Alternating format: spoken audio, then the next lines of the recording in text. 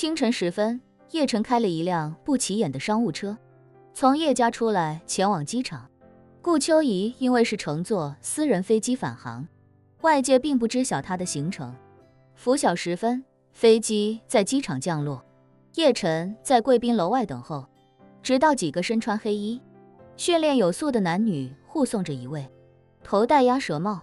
同时还戴了口罩的年轻女人快步走了过来。叶晨放下副驾驶的车窗，顾秋怡一眼便看到了他，随后快走几步，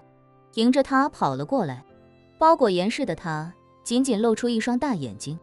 但叶晨依旧能从那一双眉眼之中看出他的欢喜与兴奋。顾家的一位女保镖快步上前，先一步拉开了副驾的车门。顾秋怡也立刻坐了进来，开心地看着叶晨，甜甜地说道：叶晨哥哥，你来多久了？叶晨微微一笑：我刚到一会。顾秋怡赶紧关上车门，关上车窗，对叶晨说：叶晨哥哥，咱们直接回家吧，我爸妈都在家里等着呢。叶晨问他：顾叔叔和林阿姨起这么早啊？顾秋怡笑道：平时倒是也不起这么早，关键今天不是咱俩要回去吗？明白了。叶晨点点头，驾车离开机场，往顾家驶去。此时的太阳才刚刚升起一半，燕京的交通十分顺畅，两人只用了不到40分钟，就已经把车开到了顾家宅邸的门口。顾延忠和林晚秋亲自出门迎接，待叶晨把车停稳，与顾秋怡一同下车时，夫妻二人开心得不得了。顾延忠有一段日子没有见过叶晨和顾秋怡了，这段时间女儿一直在国外，他也甚是想念。如今见到两人一同回来，给了他一种女儿出嫁之后与丈夫一同回娘家的感觉。他心中暗想，若是将来两人真结了婚，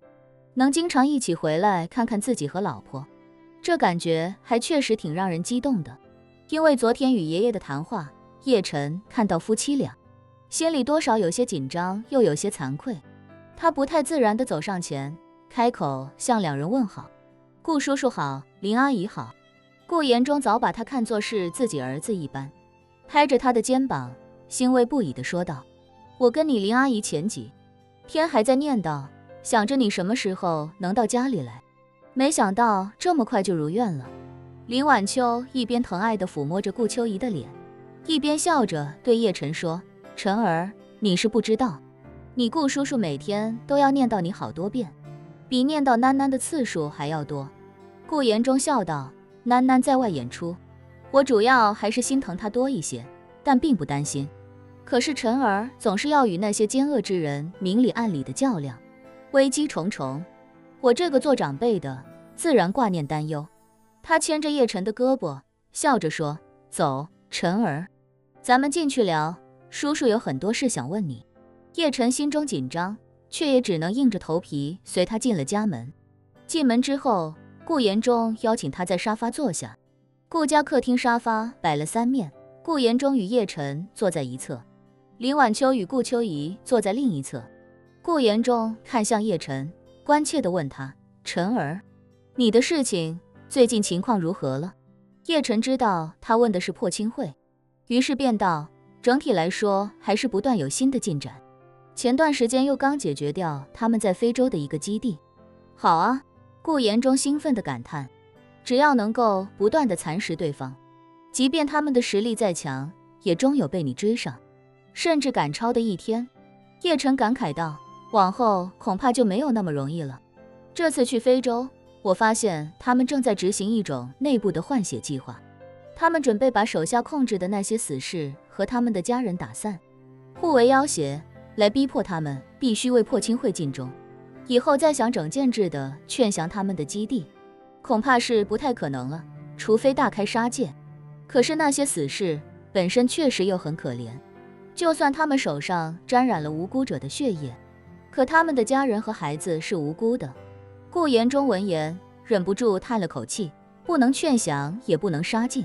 如此一来，恐怕将来会更加麻烦。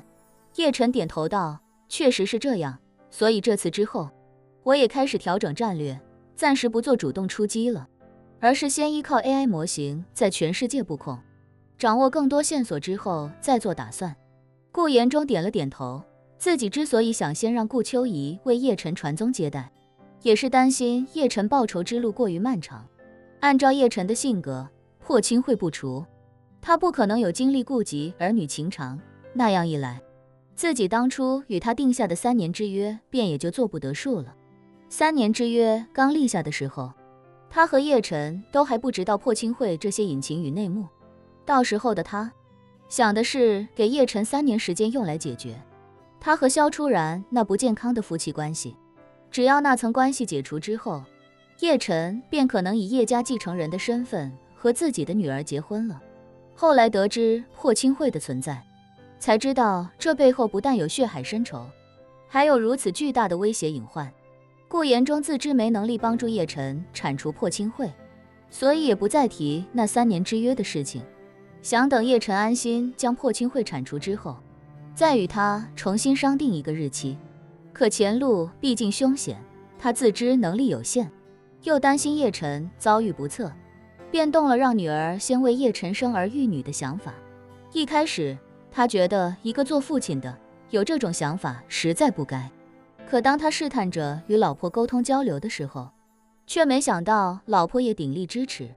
顾家能有今日，离不开叶长英当年的提携，顾延忠能活到今日，更离不开叶晨的回春丹续命。女儿顾秋怡对叶晨也是多年痴心一片，从未有过半分后悔。林晚秋也觉得是时候让顾家主动向前一步了。夫妻2人一拍即合，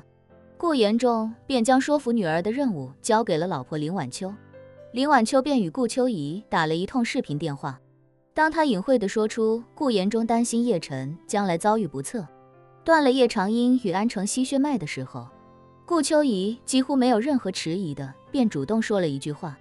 正好我马上就要退出娱乐圈了，如果叶晨哥哥愿意，我可以先给他生个孩子。如果叶晨哥哥不愿跟我有肌肤之亲，就算做试管我也能接受。林晚秋没想到女儿竟然对这件事如此轻描淡写。她知道女儿这些年没谈过恋爱，一直为叶晨守身如玉，虽然已经20多岁，依旧还是完璧之身，于是便坚决拒绝了这个提议。他对顾秋怡说：你是完璧之身，哪能做什么试管婴儿？晨儿或许暂时给不了你一个光明正大的身份和明媒正娶的仪式，但作为一个男人，该给你的仪式是肯定不能少的。